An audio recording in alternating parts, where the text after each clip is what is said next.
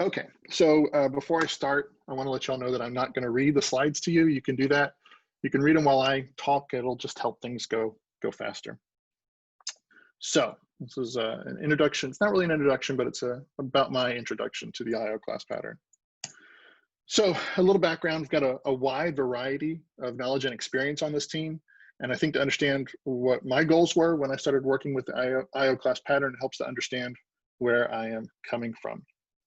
So I'm a contributor to the Johnny 5 robotics framework. It was invented by Rick Waldron. It's how I learned to work with hardware. And it was such a great experience, and I've enjoyed it so much that I've become a regular contributor and have been one for years. My goal is to help other people have the same experience I had when I was learning hardware, because it was wonderful. A noteworthy thing about Johnny 5, the API is based on devices, things like LEDs, motors, GPS receivers, whatever. Users don't need to understand that they're controlling maybe a PWM pin and they have to set up pulse width and all that kind of stuff. They just need to know commands like motor forward, motor reverse, or LED blink. So it's a nice, easy, natural language interface. It's been used at hundreds of hackathons to teach developers how to work with hardware using a programming language they already know. But it's also been used to teach people who've never written a single line of code in any language. It's that easy to get started. So about this code, this is a typical Johnny 5 program where we're just requiring the classes that we need, instantiating a new board, the microcontroller that we're talking to. When we get an acknowledgement that the board is ready, we instantiate an LED that's connected to pin 13 in this case, and we tell it to blink. It's really hard to imagine that programming hardware could ever be easier than that. So now I want to talk about the Johnny 5 architecture. It's really important here. This is a typical setup. I've left a few layers out of this diagram, but I've included the three most important. Johnny 5 is a collection of device classes, like I said, all the different things we might want to control. And it runs on a laptop or a host computer and uses Fermata to communicate with a microcontroller over a USB cable. And Fermata is an I/O plugin. It's the interface to the hardware for us. It takes read requests from Johnny 5, sends them to a sketch. It's remote control is what it is. All the logic is running on the host computer. And there was a question that kept coming up when we were doing hackathons. It's stressful to watch someone control a node boat that's connected to their computer with a USB cable while they're standing next to a pool. So it was not necessarily a great thing, but that's okay. There's things that we can do to get around that. You don't have to have a cable to communicate with the microcontroller. We've got wireless options. The transport layer in Fermata can be switched out with Wi-Fi or Bluetooth, or TCP or Bluetooth. So you've got ways to get around the tether problem, but there's still an issue. You still need a host computer. If someone's computer went to sleep or they lost Wi-Fi connection, you literally had to turn your robot or your IoT thing off and back on again and start over from scratch. And that was a drag. So a solution came about, and that was to run Johnny 5 on something other than that configuration. Single board computers let us do that. They let us get the host on board our device. And Raspberry Pi IO, it's provides the same surface API to Johnny 5, but instead of running on the host computer and controlling something remotely, it runs on board the single board computer like a Raspberry Pi and controls onboard GPIO using C bindings. No changes were required to Johnny 5 to make that program work on a Raspberry Pi. No changes are required of the user code. All they do is require a different IO plugin. But still, that's kind of a drag because single board computers are a little pricier.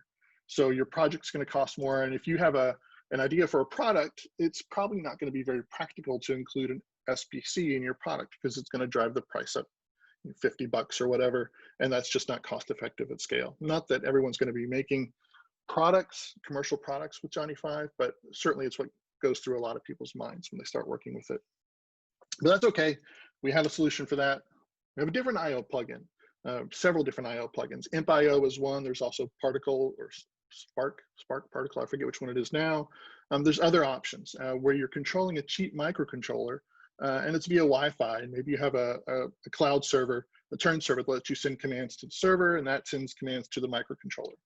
It's cheaper, it's a smaller form factor, it's better power management.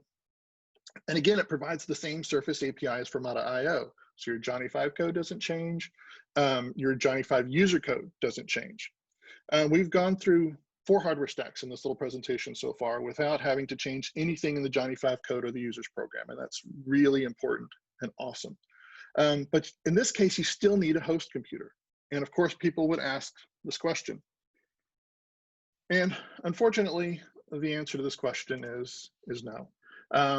The microcontrollers that we're talking about using may have 32K or less for code. You're not going to be running Linux, you're not going to be running Node, and Johnny 5 itself wouldn't fit in its entirety onto one of these devices. So sadly, it's not going to happen. I acknowledge the value, I acknowledge the need, but it's just not possible. But if we were going to try and do that, there's a couple things we need. We need JavaScript and we need access to I/O. So JavaScript engines for microcontrollers they're just magnificent accomplishments. It's mind-blowing to me that it can even be done, but the ones that were out there that I had seen left me feeling a little uninspired. They were subsets of ECMAScript, or they were built to old versions of the specification. And in some cases, they just had special magical things that didn't exist anywhere else. And it was just kind of disappointing. And then the I/O access for every microcontroller and JavaScript engine combination could be different. And the awesome thing about Johnny 5 is that it works on so many different platforms. And I didn't want to try and build something that only worked for a small subset of potential users. So that wasn't attractive at all. But then at JSConf in 2018, Rick Waldron pulled me aside one day and he had a gleam in his eye. And he's like, dude, I got to show you something really cool. And he got out his laptop and he started writing a JavaScript program, and then he uploaded it and it built using Modible's XS JavaScript engine. And I was like, oh yeah, I've seen this kind of stuff before. What is it? Transpiling to Squirrel? What's going on? He's like, no, it's a real JavaScript engine running on the microcontroller. I'm like, well, okay, so what'd they have to leave out? And he's like, nothing. It's amazing. And he was just super excited about it. And then he showed me the debugger, and I got super excited about it. It was beautiful. The debugger, by the way, lets you have, you can inspect what's going on the microcontroller. You can see resource consumption, and you can, the equivalent of a console log here, if that's how you like to debug. It was really nice. But I didn't want to be tied to one platform where I'm writing things that only work with the Modibel SDK. So, it was okay. But then later, again, that year in 2018, I was invited to visit TC53, and I learned about the work of Modibel and this new thing that they were working on, which is the I/O class pattern, which is a proposed industry standard for accessing common forms of I/O, things like a digital pen or an analog PWM serial, the exact kinds of things that we use in Johnny 5. So again, the important part here is that each of those I/O interfaces would follow the same basic pattern, and they would be consistent across devices and language implementations. They would have a few common parts across all the different interfaces. They'd have a constructor, they'd have a read method if it was input, they'd have a write method if it was output. You'd be able to close it, shut it down, and you could pass in callbacks to handle events. It was everything that I needed to try and build a Johnny 5-like thing for microcontrollers. But it didn't have the things that I wanted, and I was a little sad. Event emitters. One of the awesome things about working with JavaScript and hardware is being able to use things like event emitters. It's the perfect model for working with hardware. Imagine the simplest circuit that you can have, a light switch. You close the circuit, the light turns on, you open it, it turns off. There's no schedule. It can happen one time, it can happen many times. It can happen anytime. So you need to be prepared, but you don't necessarily want to have to manually control the loop that's checking the state of that switch. And event emitters solve that problem for you. And then there's the new ways of doing async in JavaScript, relatively new ways of doing async in JavaScript. They're wonderful to have from a programmer standpoint. They make your code cleaner and simpler. But I was reminded that the devices we're targeting are humble little microcontrollers. And yes, while XS might have those modern features of the language, other platforms might not. So that needs to be a guiding principle for the work that's being done at TC53. Let's talk about a couple other guiding principles. I had said I wasn't going to read you slides, but I lied a little. I'm going to read this one. This is an excerpt from the Extensible Web Manifesto. Peter modified it to fit the work of TC53, but it still captures their intent. We're going to focus on adding new low-level capabilities that are secure and efficient in order to allow library authors to iterate on libraries that provide developer-friendly high-level APIs and free up the standards process to focus on features that can only be added at the platform level. So obviously he's cut it up to take out the parts where it talks about the web, and it kind of looks like a ransom note now, but it captures the spirit of the Extensible Web Manifesto, and it helps guide the work of TC53. The other important principle that kind of helps us on TC53 is the Waldron principle, the idea that everything can be modeled as a series of reads and writes. So when it comes to hardware and IO, that's true. And when you apply the modified extensible, the hodified Extensible Web Manifesto to IO design, the natural result is what we have in the IOCP. So let's take a look at how things were done with IO plugins back Johnny 5 way, but without Johnny 5. We're instantiating a board. We know the specifics of the hardware that manage it, or Formata does in this case. When we get an ACK acknowledgement, we set one of the pins to a digital output and start toggling it, right? Pretty much the same thing we were doing before, just more explicitly with what kind of pin we're going to have and how we're setting the value of that pin. But two things never change regardless of what IO plugin you're using: how you set the pin mode and how you do a digital write. It's always the same across every IO plugin, and that's where the real magic is. With the IO class pattern, it's very similar. You import your digital IO from your provider, and the provider is something that provides a collection of classes that you use for IO. We are instantiating a new digital pin, setting it to output, and then we are toggling the state of it. The thing that never changes here is write. You have your write method on your digital class that's always the same across every implementation that uses the IOCP. We don't care if that provider is talking to built-in pins or is an external provider that may be talking to an expander or a device that's located halfway around the world, or even an Arduino that's connected with a 6-foot USB cable.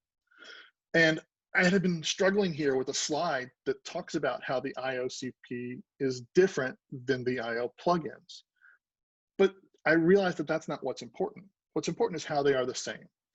That consistent IO API that works across multiple platforms and architectures that we need so we can write code and have it work for a variety of platforms and help the most people have that great Johnny 5 new user experience. So back to the modified Extensible Web Manifesto. And this section, allow library authors to iterate on libraries that provide developer-friendly high-level APIs. So there were those things that I wanted, but I didn't have available in the IOCP. And I'm a library author, and I want some high-level APIs, so let's do this. I'm going to show you all some examples of J5E, or Johnny 5 for embedded systems. It's the exact same device API as Johnny 5, although you don't need Node, you don't need an OS. That API, that Johnny 5 API, has been battle tested over many years by thousands of people with varying degrees of experience with hardware. Its device first API is pretty close to perfect, so we're going to use that. There are 0 external dependencies for Johnny 5 now, or for Johnny 5 embedded, sorry, I have to be careful about that. And you only import the devices you need, so it's very lean, instead of having all the devices in one big package, the way Johnny 5 is. It's built on top of XS and the IO class pattern, and hopefully others will be adding implementations of the IO class pattern soon, and we will expand our universe of devices we can work on. It's LED in Johnny 5 was the first thing I ported because that's the hello world, the prototypical example. It has all the same methods, it has all the same properties, but it's less code because there's fewer things to manage. I don't have to worry about managing the state of the board. I don't have to worry about if the device is connected via an expander. As long as those things have that IO class pattern on them, I'll be able to talk to them and not have to worry about the architecture behind them. I did delete some things, some special case code for expanders. I didn't need that anymore. And I took advantage of some other modern features of language, but I kept everything that makes it special. And the LED class went from about 300 lines of code to a little over 200 lines of code. So it actually made life a lot easier. So let's look at a Johnny 5 program. That's the program we were looking at earlier, where we required our classes instantiate a board. When the board's ready, we instantiate an LED and tell it to blink. It was that awesome, easy, hello hardware world that gets people really excited. Well, now with J5E, things are a little cleaner. This is the exact same program written with J5E, where all we have to do is import an LED from Johnny 5. From Johnny 5 embedded. We're using, what is it, subpath exports to map to just individual pieces of code so that when we bundle and upload to the microcontroller, it's much smaller. It doesn't need all of Johnny 5, just LED and its internal dependencies, no external dependencies. Once we've got that imported, we instantiate a new LED. We're using tap level await with an asynchronous immediately invoked function expression. That's a mouthful, to make it work this way so that we're able to use a constructor at this point with async await. And then we tell it to blink. There's 3 lines of code, does 3 things, and each one has a very clear verb associated with it. We're importing, we're awaiting a new LED, and then we're telling it to blink. And I can't imagine, as someone who's new to programming, having a better experience than this. I think it's very clear what this does, and there's not a lot of unnecessary computer vomit surrounding it with curly braces and things like that. So I think this is a really good thing. I do have it working. Here's an example. It is real. It's not vaporware. There it is playing. So this is that program that we just saw. It's already been uploaded to the CSP8266. By the way, this device is something I ordered in bulk from China. It was a few dollars, so it's a very humble piece of hardware, but it gets the job done. I think it's best to test on the minimum viable product. So far, I've ported these 8 classes from Johnny 5 to J5E. I chose them specifically because they represent a variety of different I/O. LED uses digital and PWM output. Servo uses a special flavor of PWM output. Switch uses digital input. Animation and easing were good ones to have in there because they're, relatively speaking, they're computationally expensive. So it's really nice easing functions on top of maybe an LED pulse or a servo move to try and get a more natural movement. Generic sensor was a good one to do. It uses analog input, but it lets you connect to a wide variety of input devices, things like potentiometers and photoresistors and flex sensors, anything that connects to an analog. Excuse me, I'm getting choked up. Anything that connects to an analog digital converter. Next, I'm going to add some classes that use I2C and serial, and then probably get an expander in there so we have a model for that going forward. And then I want to try doing some product-specific classes that extend one of these generic J5E device classes. So that's what I got going on. I could not have done this without the IO class pattern. I would not have tried this without the IO class pattern. J5E is available if you want to play with it at j5e.dev, and that's my talk.